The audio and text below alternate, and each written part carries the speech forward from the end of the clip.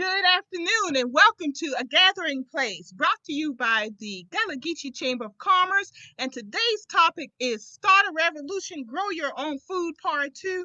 We've already had one of our special guests on with us about a month ago, but we're really excited because she's coming back, and I want to welcome Zenobia Hopper.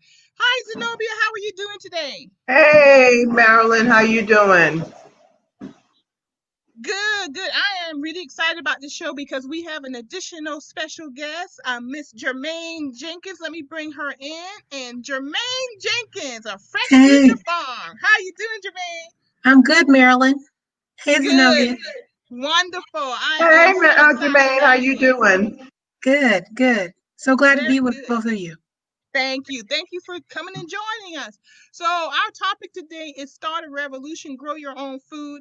And I want to talk to both of you about your gardens and how they were created, why they were created, and what's happening now, and what do you see in the future for your gardens? And if you do call them gardens, or do you call them farms?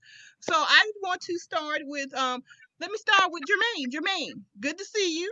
And I want to know, how did Fresh Future Farm get started? Where did it start from? Fresh Future Farm got started after my family, after I got married and moved into, we ended up buying a house. My husband and I had both lived in rental spaces, and it was always somebody else's job to cut the grass. So cutting grass got tired real quick. And we just figured out that we could grow food all around our house. So that's what we did. And living in a place where most of the folks that I'm working with don't have access to food, we figured out how we could do it on a larger scale. And I'd gone through the Master Gardener program back in 2007, but in 2008, I was introduced to the concept of permaculture.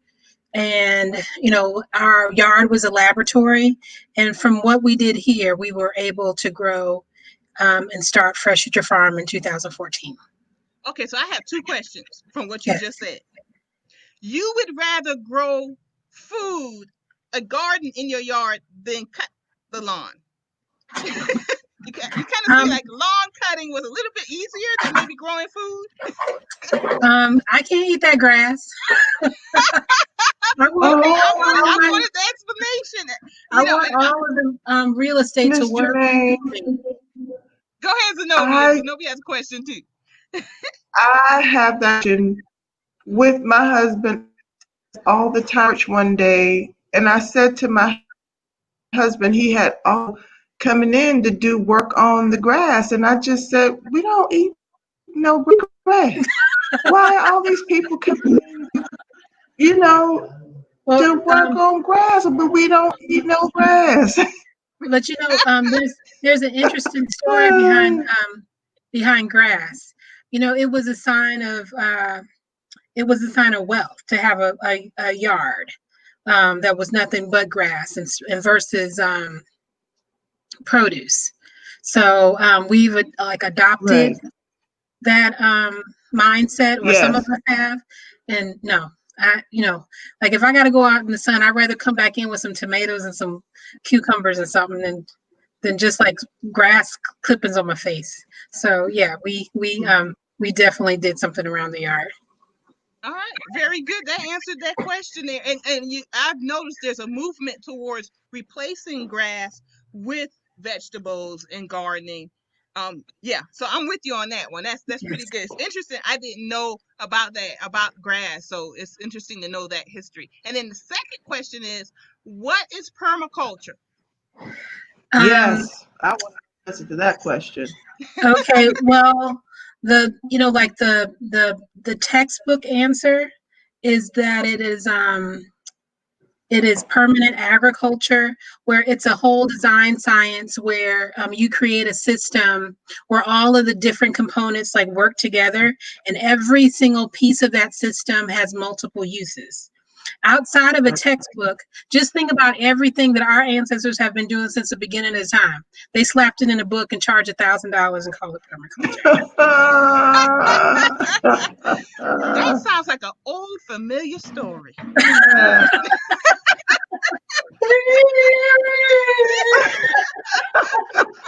I told y'all this is gonna be a good show. I told y'all.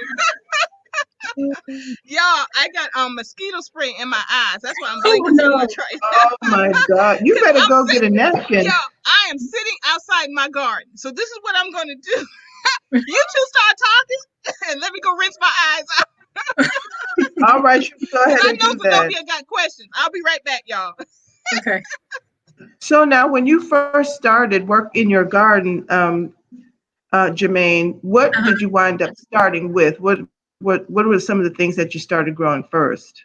Some of the first things like that are real easy that we started with were sweet potatoes. So it's like half of the Oh, front yard in sweet potatoes. Um, we had a little bed in the back that we moved to the front. And uh-huh. turns out that oregano makes a really nice ground cover and will spread all over the place. Yeah. Wow. Yeah. So All right. we tried like berries and other like small trees and stuff, a little bit of cucumbers, like salsa Right. gardens up there. But like the biggest thing that we started early on was chickens in our backyard. Oh, wow. My daughter lives in Richmond, Virginia, in Henrico County, right outside of Richmond, Virginia, and she Yeah. wants chickens. They can have chickens in the city, but they can't have chickens and they're in Henrico without all of these different ordinances and stuff. So she's like bummed about that.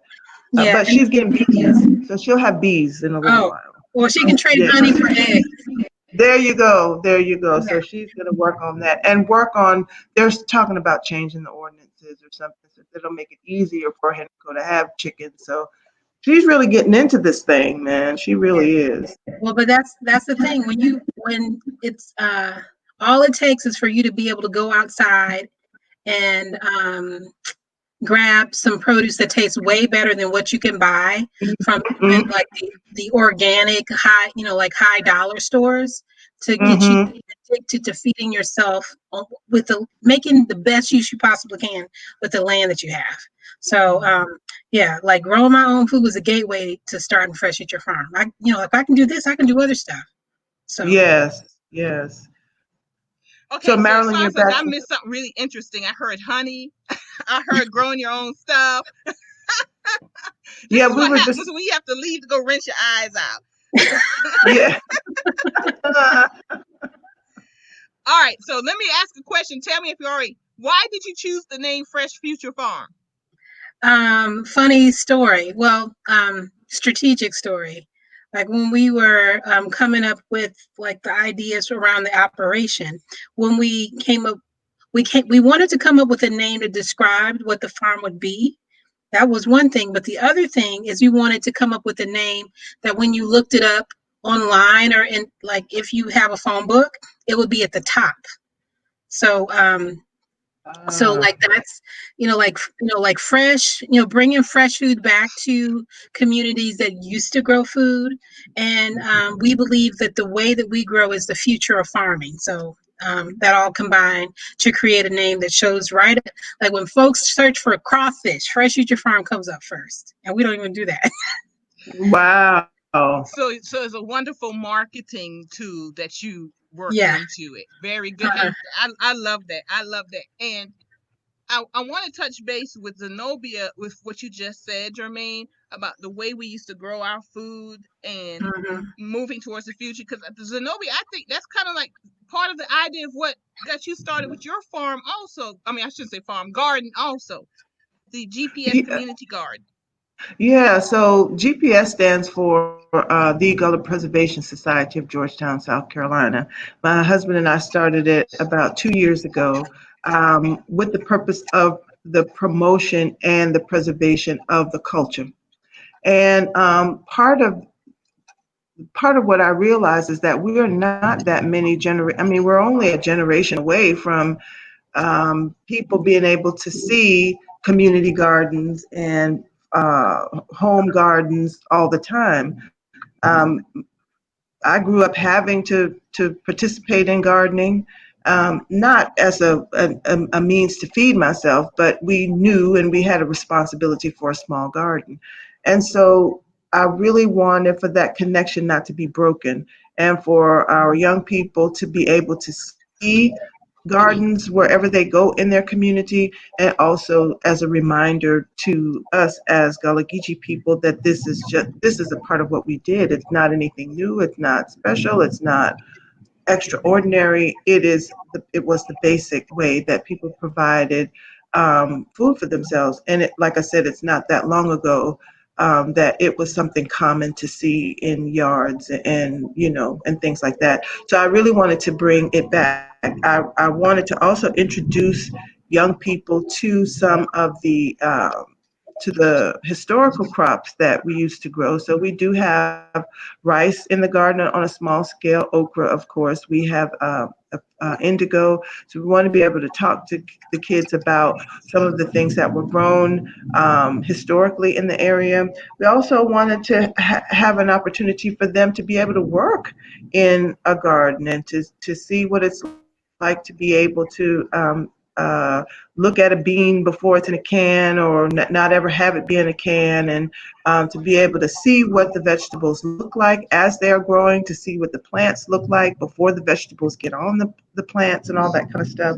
Um, we also wanted them to be connected to the land in their own communities. So to be able to walk around their own community and see the value of the land that they walk on underneath their feet, and not always having to feel like in order to buy something or to experience something or to have a good time that you have to be someplace else other than the community that you live in.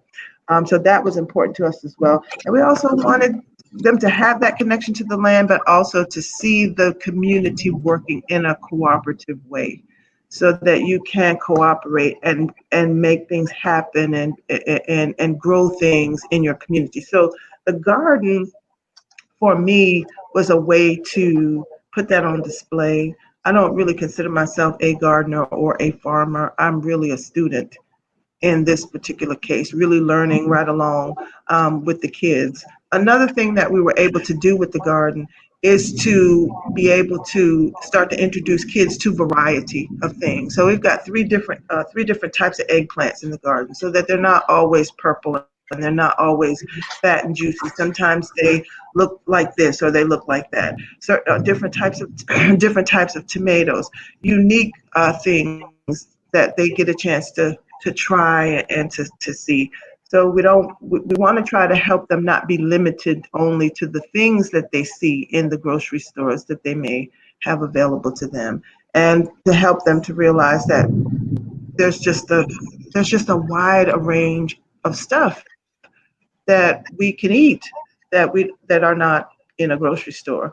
One of the conversations that Tim Chapman and I had was that the reasons why certain things are not found, even when you get a chance to go to a grocery store. There are certain watermelons that don't travel well, tomatoes that don't ship well, and people don't put them into grocery stores because they don't ship or they don't transport well. But if you're growing food in your own communities, you can do what you want. You see what I'm saying? Because it's only traveling a couple of blocks or, a couple of miles. And so you don't have to allow other people's distribution to dictate what you eat and when you eat it and how you eat it and all that kind of stuff. You're just And taking a little more control. yeah, and speaking of traveling, just a little bit, a block, I think Jermaine on Fresh Future Farm, it really doesn't even travel that far. It goes right into your store. Right. So Yeah. tell us how you got to yard, planting Uh-huh. in the front yard to where you are now. And I'm going to bring in the picture as I was bringing in GPS pictures. I'm going to bring in the picture of Fresh Future Farm, and you can kind of give us how did you get to this point right here? And how much Uh, acreage is this? How much land is this? Let's it's start. not even a full acre. It's 0.8 acres Okay. of land, and the way that we got from our small yard to this space was in conversation not only like with nonprofit groups trying to figure out how to get food to places that they consider quote unquote food deserts. We prefer to use the term food apartheid because we believe that limited access to healthy food and like a healthier quality of life and is food apartheid. Mm-hmm. So that's a term that we prefer to use. But like on my block, I would be out there working and harvesting stuff, and kids would walk past and say, "Is this a farm?" And I was like, "Yeah, I guess it is." Like, here, take a paper, take some of these peppers home, and share them. So we knew that, like in just having worked in the Shakur Cherokee community, um, for at least 6 years before we started the farm, I knew that they didn't have a grocery store, and this is like the idea of what we were doing in our front yard could travel. So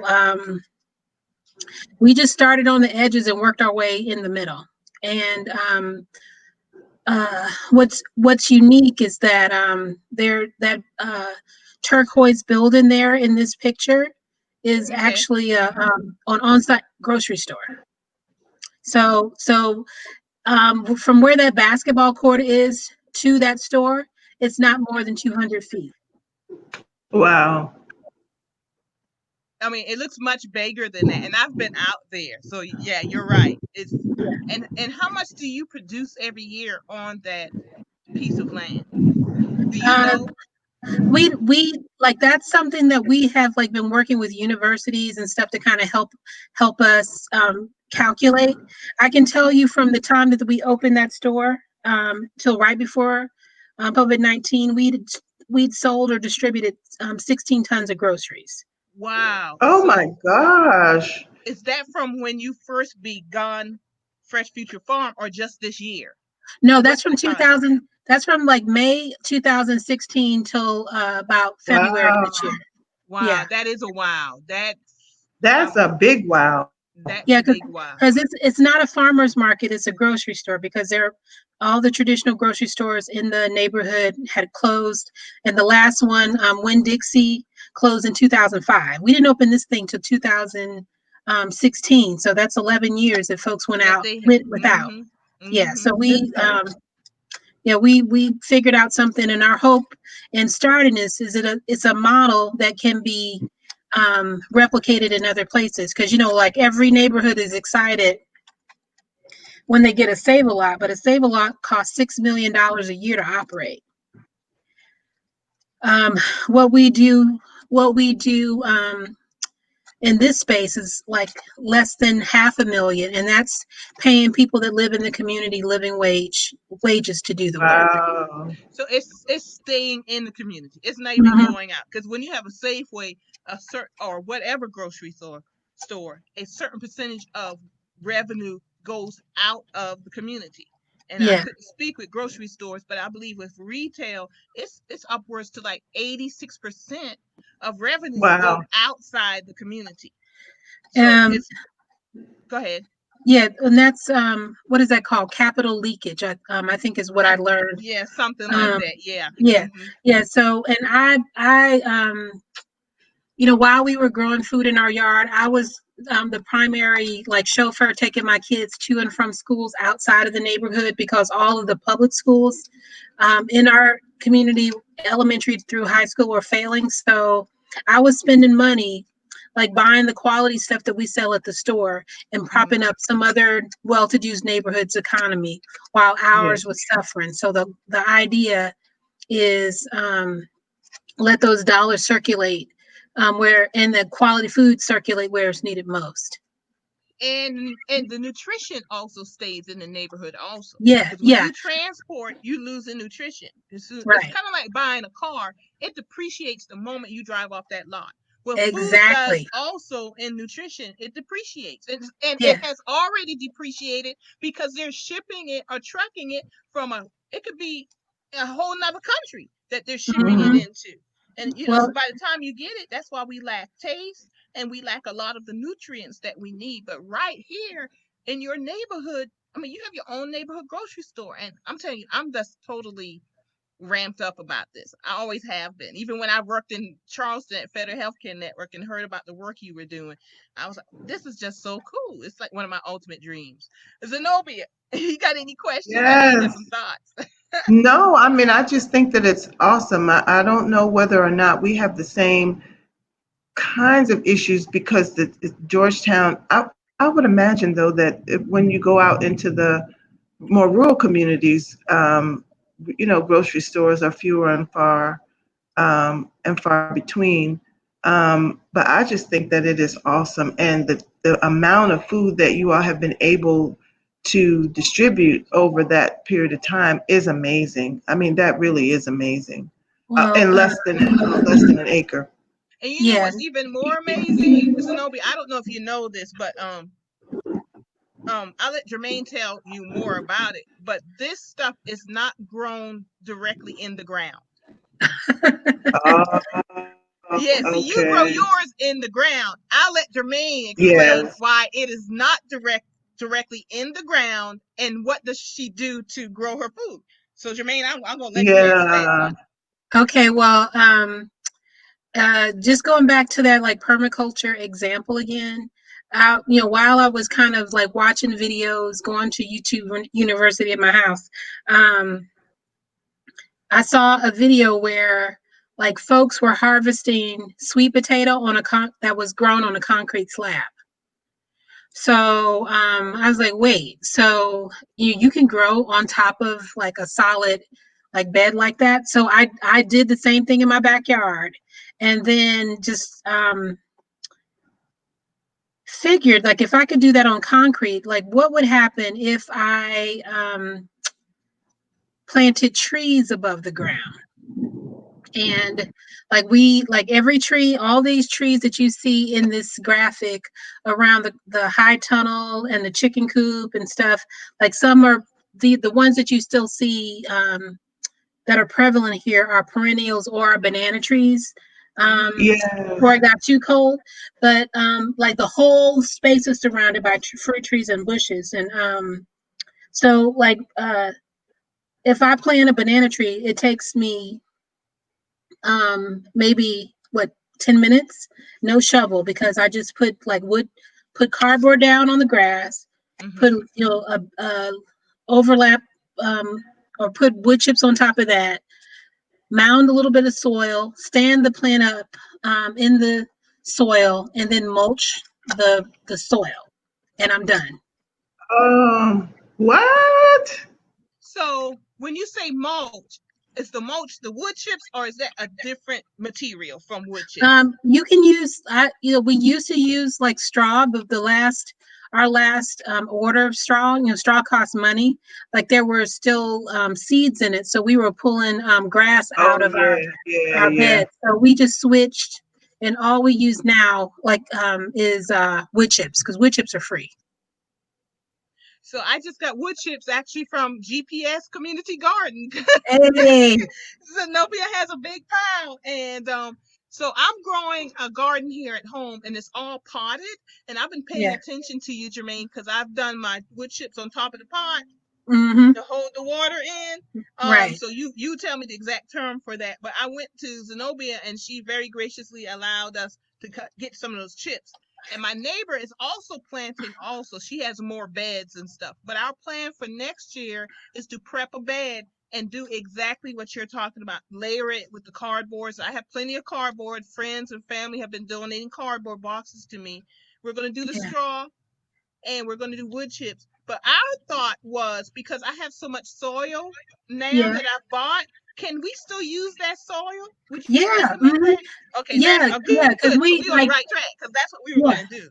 Mhm. yeah, because you see like these rows, like between the buildings and stuff. We did the same thing that Mhm. we would do with the fruit tree or a fruit bush.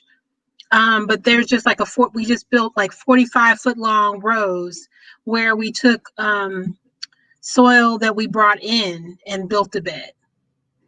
And Okay. and then we just Okay. mulch it. So we don't dig at all. The only time we ever dig is to like cement in these structures that you see.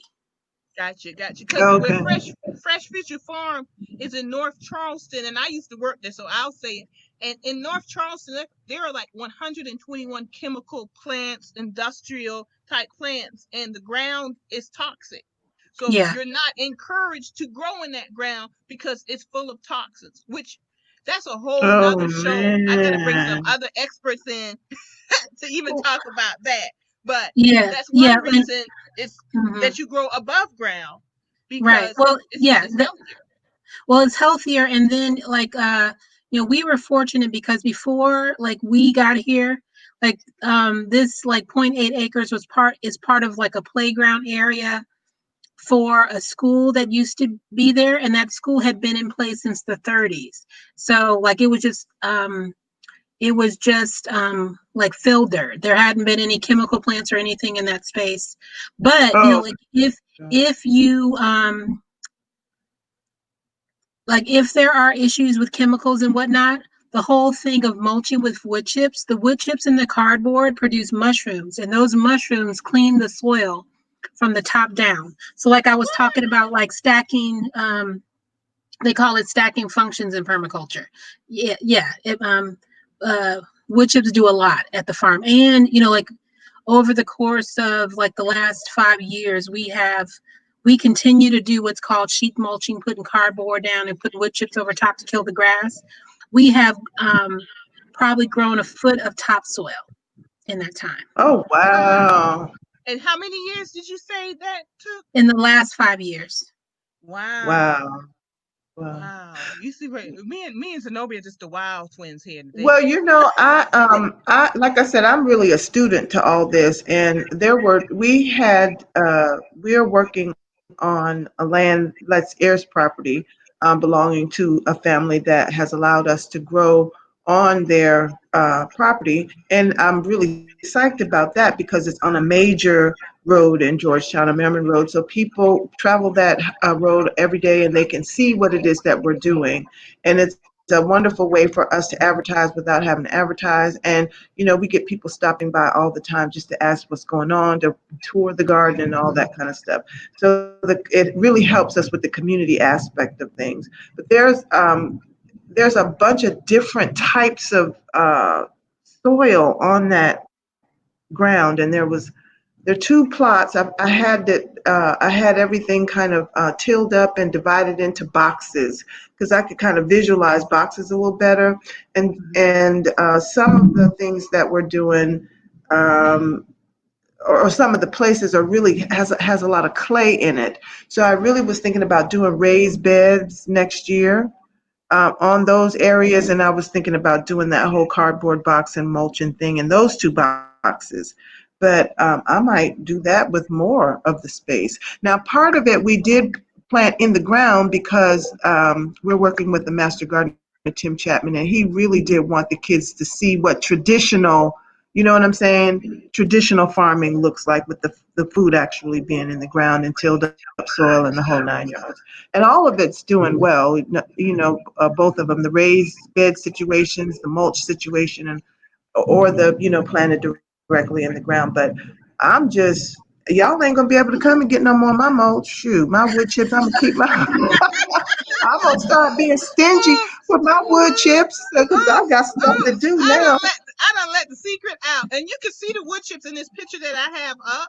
You can actually see I it's see not like them. totally sharp, but those are wood chips there. You can see that it's totally covering the ground. No, I'm not. I'm not letting nobody else come and get my wood chips. Uh, So, I, so, so, I see a couple of questions here yes. that Let me folks are bring those asking. up. Yeah, let's do this one. How does the tree stay without the support of the ground? Wood chips wouldn't be strong enough to hold. So that is for you, Jermaine. We don't plant like full size trees. We did this with seedlings. So like we were able to mound the soil enough to make that young plant sturdy, and then we just keep building soil and adding like wood chips.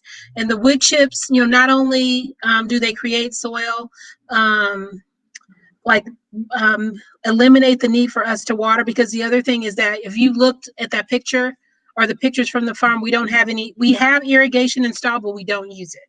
um, but it holds water.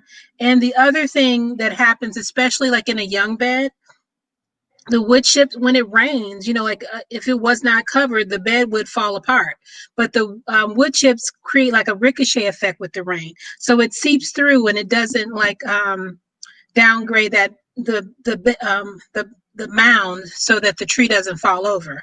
And yeah, you see like the crop tunnel that's in that picture is probably like 8 to 10 feet tall at its highest point. Those loquat trees that are next to it, we planted those things in 2015, and they're now taller Oh Wow. man. than Wow. the crop tunnel. Wow. Isn't that something? Oh, I'm and gonna Sure have is. yeah. It sure. So the other question that we have is, and that's one I actually typed because I wanted to know is, are the mushrooms edible?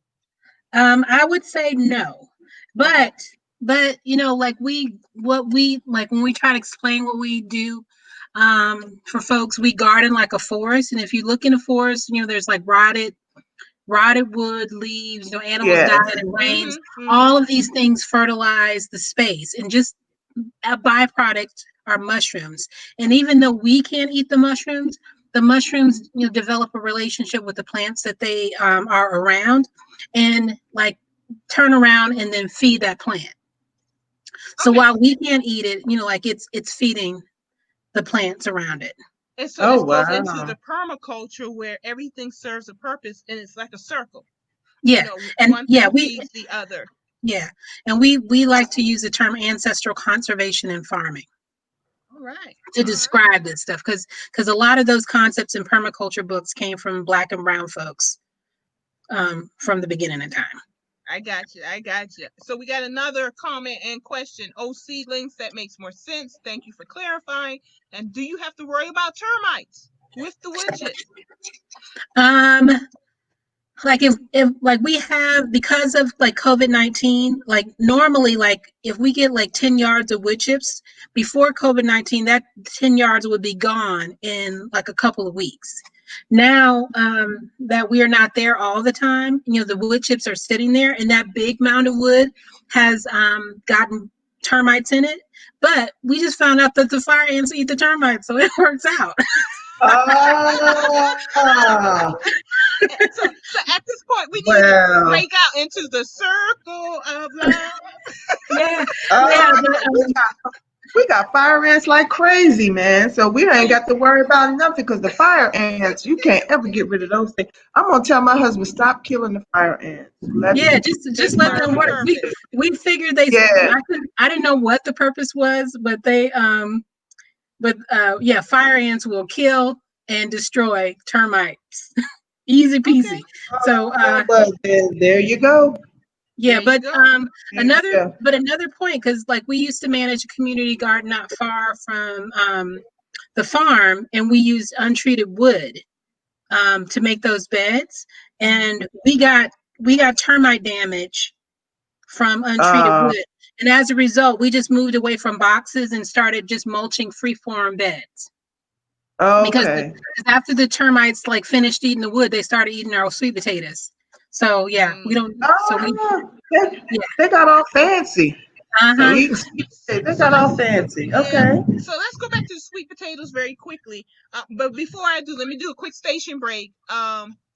My station break is to remind everyone you are watching A Gathering Place, hosted by the Gullah Chamber of Commerce with special guest Jermaine Jenkins and Zenobia Hopper. Glad to have them and very excited about Start a Revolution, Grow Your Own Food is our topic today. So I totally forgot my question, so I'm gonna go back to this after It'd my be like station that break. sometimes. Yeah, it happens. Okay, it says, how do you control the number of fire ants? Why do they produce so many mounds? Well, I don't know where that came from, but there it is. Yeah. All right. Well, and Does anyone know the answer to that, or is that I I just No. can't somebody? I can't tell you, because like I'm from Hartsville. I was born in Hartsville, but I was raised in Cleveland. So I didn't start growing anything until I was in my 30s, when I Mm-hmm. moved to Charleston. And every place that I've ever grown in the state of South Carolina has had fire ants. I think they just are in the ground, and they find a space that's cool, I guess, when it's hot, and warm when it's cold, to live. Mm-hmm. And Mm-hmm. I have heard that you can manipulate like the ant pile a few times and they will move, but they're only going to move probably 3 feet left or Yeah, right. yeah, So Yeah. yeah. Yeah. they're just part of life when you garden. And Yeah. we don't mess with fire and killer. We don't use any chemicals at all So it's in our Mm, organic. No yeah. So chemicals. yeah, mm. no, it's natural. Organic It's uses natural. chemicals too. Oh, really? I Yeah, gotcha. Oh. Oh, Oh, I didn't know that. yeah, Tell you yeah. us about that. Well, there's a book. I can't remember what the man's name is. It's gonna come to me, and I'll type it or put it somewhere. Okay. But When it comes to he, you, just let us know. yeah, he's a market gardener in New England, and I've read his books before. Like I actually went to a training that he led in New York last year, where he said, um, natural farming, what we do, like you can't make any money off of it because you use all the things that are around your house in order to fertilize and grow. But you can turn a dollar on organic, lots of uh, dollars. So they um like there's pesticides, herbicides, all of these things that are in organic gardening the same way that they are in conventional gardening and farming. They're just the what's in the chemical is different, Okay. different. I gotcha. All Uh, right. and Well, maybe it's everyone. biodegradable. But we garden like folks would have done pre-World War II, because like the fertilizers and stuff that we know today were a byproduct of um, war. So like bomb making materials, like and fertilizer is the same thing. They just needed to figure out what to do with it after World War II.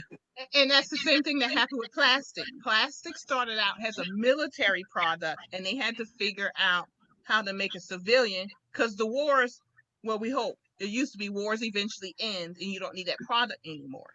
So Right. plastic industry had to figure out how do we make this a civilian product, and hence now we're drowning in plastic. So Yeah. totally, plastics. Yeah. totally get that concept with the herbicides and yeah, and the military product. So and it's something that we have an opportunity to change, even if it's on a small scale.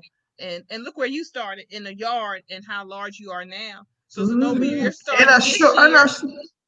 well, honey, I don't even know. This was, I don't know. I'm still praying about next year. I'm committed to like a pumpkin patch. I want the kids to have a cool, Charlie Brown, Great Pumpkin Patch this Mhm. year, and that's all I'm committed to. I don't know.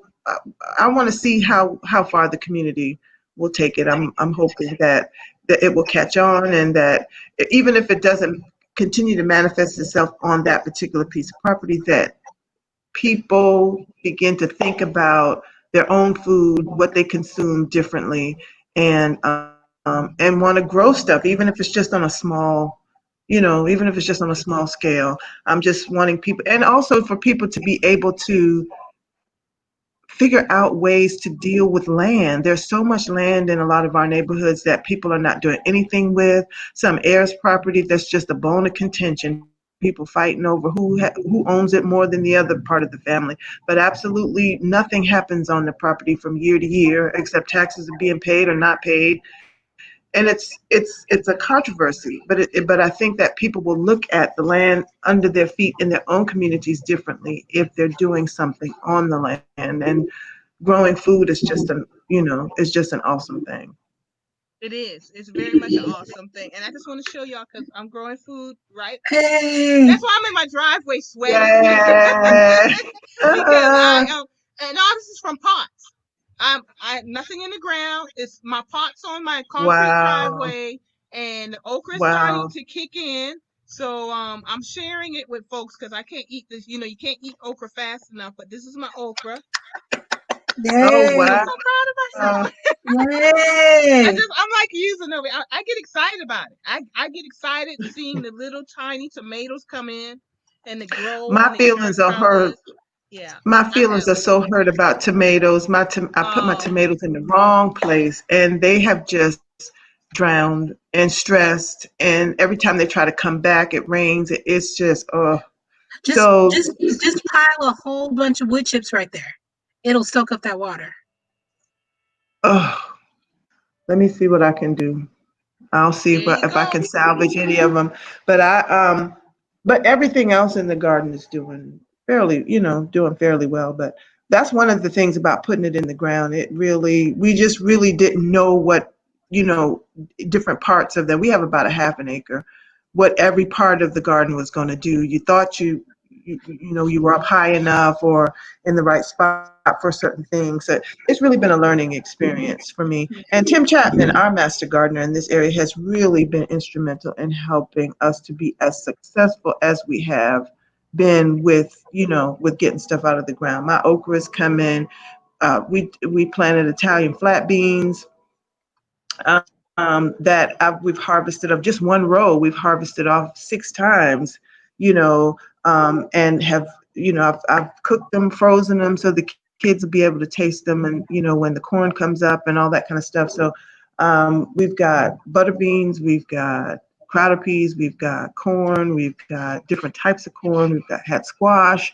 You know, it's just amazing what you can grow on a small piece. You don't have to have a whole lot of Yeah. land to grow a lot of food. But I'm still blown away by that tonnage at your farm, Well, Jermaine. I'm still and blown away just by that and tonnage. just to clarify, we are a grocery store, so that Okay, includes groceries, like milk, eggs, I butter, gotcha. and stuff like that. So not just produce. I would say like produce is maybe like 10 to 15% of what we I sell. gotcha. My But husband you, is Well, hollering in the produce back. that we grow is 10 to 15%, but produce sales Okay, probably make up 50% or more of what we. okay, okay. and Jermaine is also very good about supporting local artisans, the handcrafted items that people are making locally Mm. also. Yeah, Hmm. yeah. Yeah. Oh, We so I can take carry that picture. Go ahead. I got a picture. Go ahead.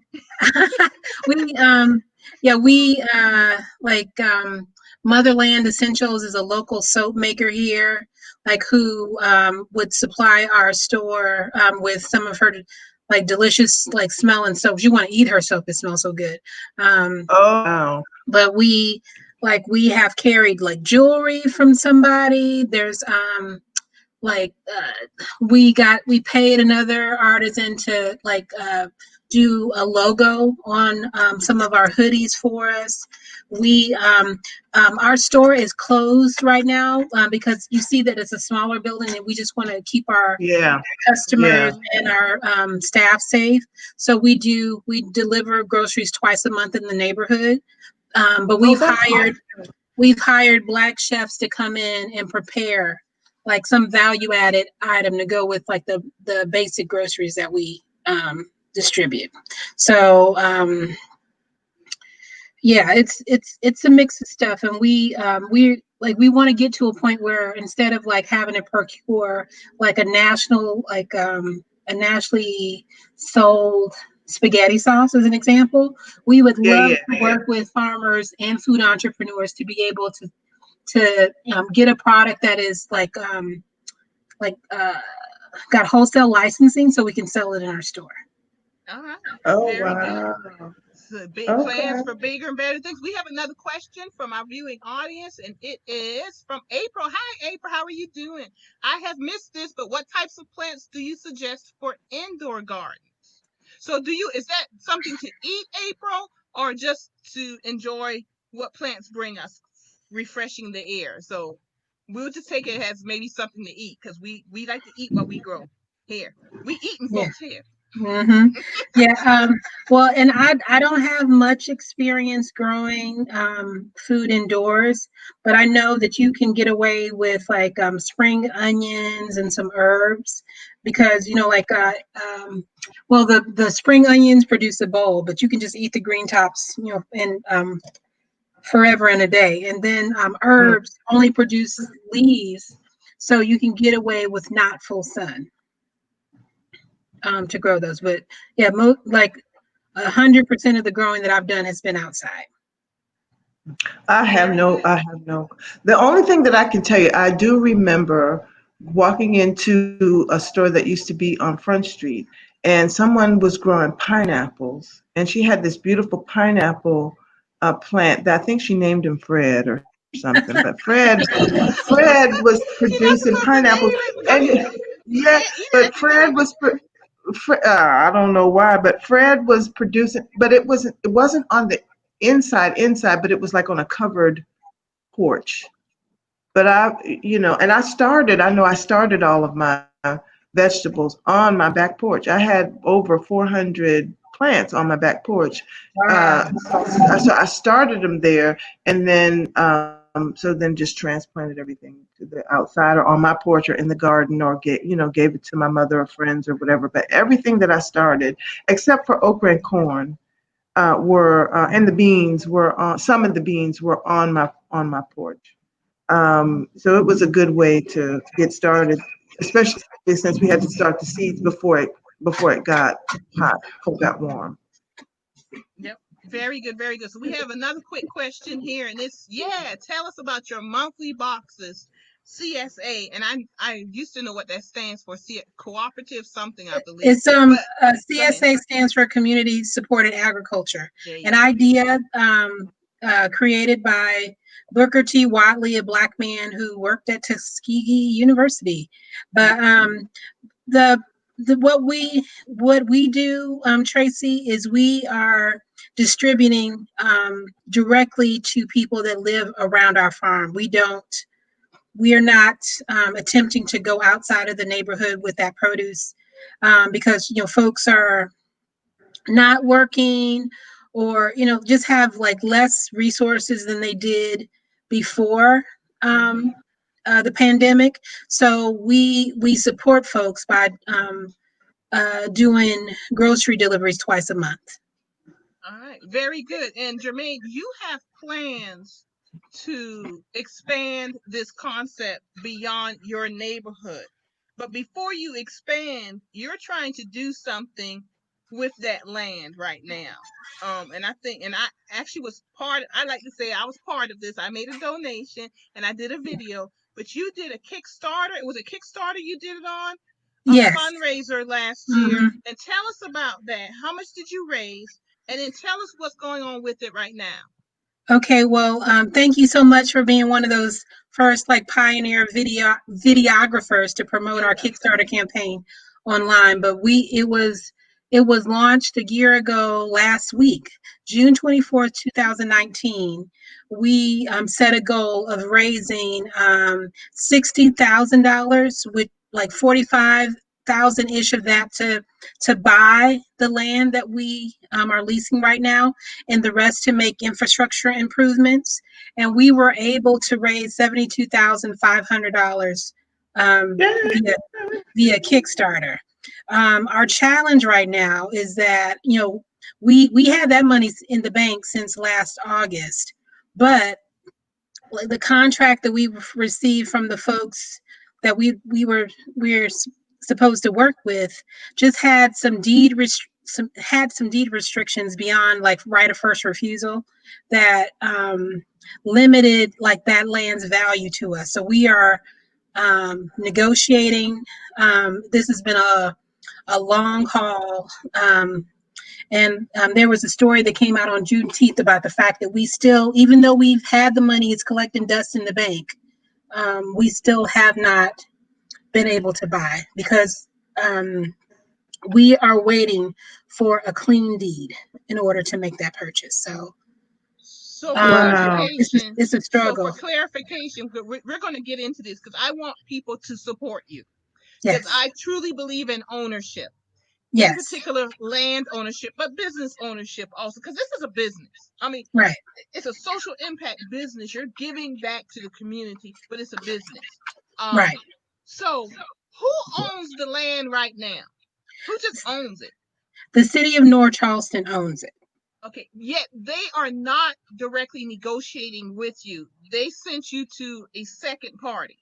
Yeah, there's another white-led nonprofit in the neighborhood called Metanoia, and the If you saw that basketball court in the graphics Yeah. around the farm, and I told you it's part of a school, there is a vacant school building that's out of this frame, and Metanoia is wanting to buy that and redevelop it for different uses. And for some reason, the city, rather than just subdivide it from the jump and just let us buy the part, they're having us negotiate with Metanoia, and we have not been successful in getting a clean deed So neither in a one year. of you, so neither organization actually owns the land. The city No, owns the land, but right? they've designated Metanoia, I'm hoping I pronounced that correctly, has the organization that you need to negotiate, but they don't own the land either. No, And no one knows why the city just did not outright say, you have the money, here it is, sign a deed, we exchange the money, because that's doing business, and right. your owner. So they sent you to negotiate with another organization that doesn't own the land either, but because they sent your organization to negotiate with them, they actually kind of put them in a controlling position. That is correct. Okay, so Over some land they don't own. Right. yes, okay. So we know this is local Oh, politics and everything, and you may not be able to say it, but I don't live in North Charleston, so I can say it that that does not sit well with me. As Well, our mothers and grandmothers used to say, it doesn't sit well with me. and Okay, that was, that was interesting because like while we were running the Kickstarter campaign for those 60 days, like half of the calls we got is like, why do you even have to buy that land given the work that you had done in the community? because you're Um, producing. You are yeah, producing. Go ahead. and creating jobs and paying like living wages to people that live in the neighborhood or lived in the neighborhood, because like housing is a whole nother issue. But Mm-hmm. yeah, so like we have like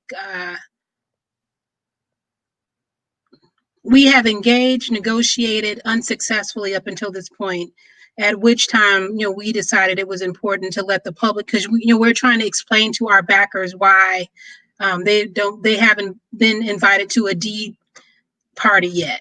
And it is out of our control because the city made the decision for us to have to deal with Metanoia instead of city council and those folks that work for the city. So we so so Go let me ahead. ask this question, Jermaine. What mhm. is in what is the benefit to metanoia to hold up this whole process? I mean, do they have this what uh, Marilyn knows my mouth. I'm trying hard not to I'm trying hard right now. What is the advantage to them to hold you up when they don't own the property and they're not doing anything that you're doing and you on one side and they on the other side? What what's the purpose for them to be in the middle?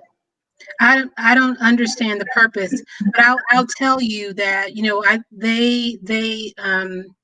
they made an effort to like shift these decisions to the city, and the city like shifted those decisions right back to them. So uh, yeah, So they so got you going in circles.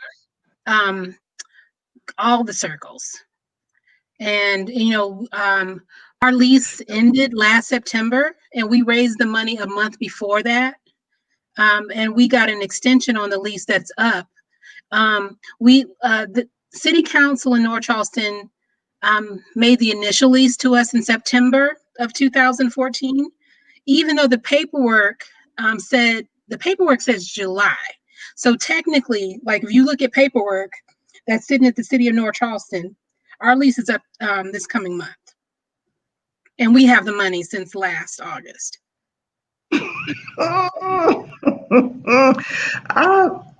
I am Yeah, and I okay. was part of that, and I was All very proud to right. be part of it. I'm patient because I know eventually you will prevail, and I love the project. I love what you do. I love what Zenobia is doing, and I hope that it works out for Zenobia whatever way it is supposed to work out for Zenobia, because she's praying on it. So that's above my pay scale when you pray. Okay, so So I'm just gonna claim the best we're for praying Zenobia. too. We're praying too, Yeah. and folks are praying for us as well. And So I'll pray for you too, so we'll see where both goes. But what I have put up on here is the website for North Charleston City and the mayor's office. This is the mayor's phone number from their website and the mayor's email address. And I am encouraging people to call and email the city of North Charleston, Mayor Keith Summey, Summey, and let them know that they need to sell this directly to Fresh Future Farm. That's the bottom line.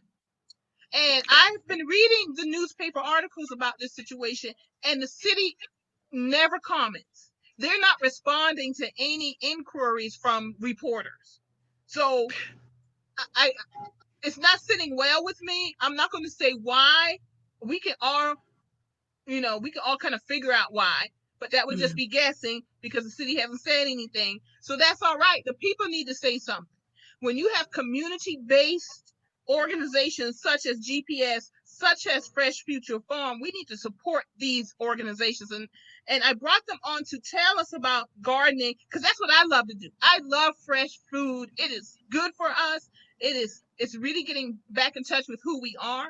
So we need to stand up for organizations like this. So I've got this email here, I got the phone number here. If you forget that, go to their website, northcharleston.org, and call the mayor.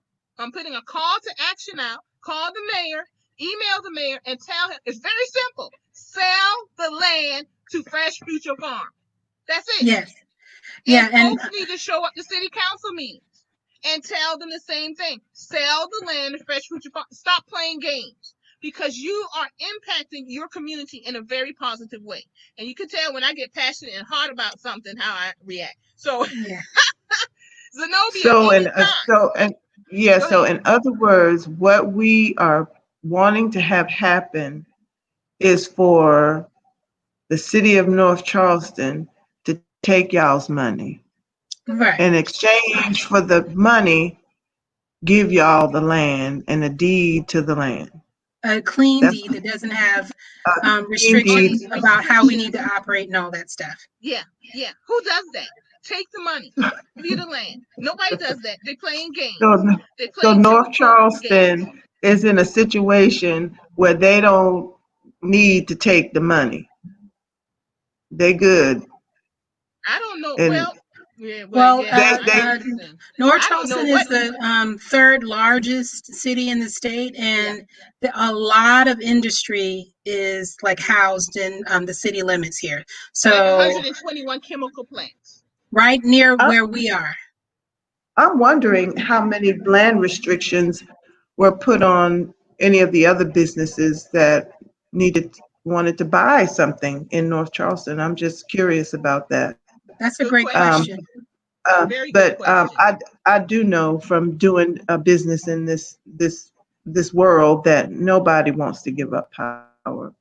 Nobody wants to give up power, and land is power, and so land is power. Money is not as powerful as the land, and you're telling me the proof of that because you have the money, and they won't give you the land. they won't sell you the land. So don't people out there, don't be fooled about what and who is where, what is power and what creates power. Nobody wants to give up power. And that is absolute proof of that. If you got the money and they don't want to give you sell you the land, I don't even want to say give, sell you the land, something ain't something. Well, Something's up. and like I said before, like we want to be a model that's adopted in other places. Even it could work where you are. It can work in rural spaces that don't have grocery stores.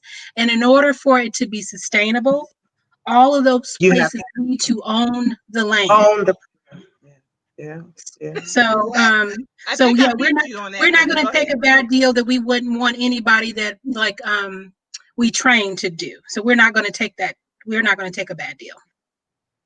Very Dang, good. man. Very good. So how is the community reacting to this, Jermaine? Now I'm in Georgetown. Zenobia's in Georgetown County also. She's up in Litchfield, Pawleys Island, but we here. This is home. We Yeah, Gullah, we Geechee. This is home. yeah, This no, is our community. my email, our DMs on social media have been blowing up. Folks have already, we put out when the article came out on Juneteenth, and if you want to like know more about like what's going on, Charleston City Paper put out an article on June 19th about our fight for the land. And after that, we just issued a call to action for folks to write and email not only the mayor of North Charleston, but North Charleston City Council and Metanoia in order for them to resolve this so that we can own this land and just keep moving forward with like the work that we have planned. And the city has responded. Like folks we don't even know have sent letters to the city. So like at this point, if you are not going to like sell us the land, we would love, because we've been transparent like through this process, we would love for the city to be transparent and issue a public statement as to why they won't sell the land to us. Yes, yes. Yeah. Louisa. Put them on the spot. That's Zenobie's assistant. Well, I mean, that's not even putting them on. Yeah, that's not even putting them on the spot. That's just asking for transparency, and asking for transparency is not putting anybody on the spot. Now, come on, especially when you've already done your due diligence and you've done what you needed to do in order to get your part of it together. It's a no-brainer, except for the fact that no one wants to give up power. No, people don't want to give up power. That's why it is so important for us to take it. To take the power. And if we want to feed our neighborhoods and like do something about these chronic illnesses that plague these spaces that don't have traditional grocery stores, we have to own land, grow food, and employ people in doing that work. We have to. This is why it's revolutionary that we grow our own food. Yes. Because Jermaine is a living example of someone who built something and didn't go get the permission of the powers to be, didn't have to need them to go plant in that ground. She just planted in the ground. Well, I did have to get permission. Like they gave us a lease for a year, and then for 5 years, and then like in the last year we got another lease. But we did have to get permission because we had to get zoning changed. Yeah. Okay, so one piece of permission, y'all. Thank you for that correction. That one piece of permission, y'all, to lease the land. But come on, now you're right. You got the money. Give Fresh Future Farms, sell them the land. We're not even telling y'all to give it to them. Sell it to them. Just sell it, so you can go and grow what needs to be grown for that community and be sustainable. Right. Ownership is the sustainability. Yeah. So I wanted to bring that up, Jermaine. What else, Jermaine, do we need to know? You told us a lot that people have been calling and email, and I encourage everyone, put your name on this, y'all. Let's do this. Call and demand, sell the land to Fresh Future Farm. The phone number and email is there. This is going to be on our Facebook page and our YouTube channel from now on. So if you forget the number, come back to it, or simply just Google the city of North Charleston, because that's what I did to put it on. Yeah. City of North Charleston. Thank you so much, Zenobia and Marilyn, for like making your comments and stuff. But one of the things that you said about going to city council meetings, I don't know, because of COVID-19 and the masks ordinance and stuff, if there are even live meetings right now. But that doesn't stop folks from calling, emailing. Emailing. Can I like send you our Facebook page, because there's a whole there's the action steps that have and regarding them going online with a lot of meetings. Thank you for reminding me of that. That's correct. So y'all do the research, because I know in Georgetown you can still sign up for public comments, but I think it's kind of limited now because it is online. It's kind of limited, but you have to sign up like before 12 noon the day out. So I'm not saying the city of North Charleston is doing that, but call them and find out what they are doing, because they still have to offer public comments. So and it may be online. So do your research, folks, and then move forward from that point also. So I'm going to put up the Facebook address for Fresh Future Farm. Yeah, and you can find those action steps and contact information for the council members, mayor of North Charleston, and Metanoia on our Facebook page. Excellent. So folks, go to their Facebook page, Fresh Future Farm, and it'll give you the action steps there. Very good. Thank you. We're gonna do that, and we'll share it on our Gullah Geechee page also. I'll Thank you. just steal it off your page Okay. and share it and everything. So thank you for joining us, Jermaine and Zenobia. Some last words from you. Yes. Anything you want to share with us? And I'll come help Well, you do the mulch around the tomato plants if you want to do that. thank you. I go out there, Jermaine. I cut some Um, beans. Yeah. I just want to say that it was wonderful to meet you, Jermaine. And when all this is over, we really do have to uh, come out because, like I said, I am a student of this right now. But whatever we can do as a community to support each other and to support ourselves and to know and to understand that it really is our responsibility to do that. But to have the expectation that people will come and save you is not it's not a good expectation. So Well, it's wonderful to meet a young person that is out there, wearing her cape and saving herself. Dag nabbit, that's what we that's you Mhm. know, that's what we're well, supposed to be doing. And we well, like people like that. yeah. We I gotta may uplift. still be sort of a tenderoni, but yeah, I'll be 50 in 6 months. So Girl, you younger than us. Listen to me. Is it that soap that young lady? Because your face is freaking flawless. Oh oh my God. Well, I'm not gonna yeah, You say will be 50. You will be 50 when? January. Get out of here, girl. You telling a lie. You're like 35. is she a baby? They did not have microwave ovens or ATM machines when I was born. That all that stuff came when I was a teenager. Oh Black my and white TV gosh. with the knobs and everything. Very You look good, very fabulous. good. You She look, does. She you, does. yes, you And look look at it. Is fabulous, that good honey. food? Is that It's good food? farming and gardening Yes, that's Mm, true. That's in true. that That's soil. and jeans. There you go. That There you well, go. that's true. You obviously have some fabulous genes, girl. Fabulous genes. But keep it going. Much love and much respect to you for the work that you are doing. And as soon as it's safe to do so, hubby and I are coming down to And just learn some more. yeah, and that's part of like the next phases of our work is to teach more people because we're getting requests from around the country Wow. to teach folks how to do what we're doing. Like no irrigation, using mulch and all of these things to grow like nutrient dense foods. So we want to train, but the other thing um, that we've done and we want to encourage you to participate in that as well is we like hosted the first ever Black Farmers Conference in the state in Yeah. 2018, and then we did a Okay. virtual one this year. But we also like hosted a coalition meeting for Black farmers. So Okay. there are opportunities to engage and learn, and as somebody who grows food, you never stop learning. My mentor was in his True. 70s and it continues to learn something new every day. That's a beautiful thing, and it really is. I love it. I learn something new every day too.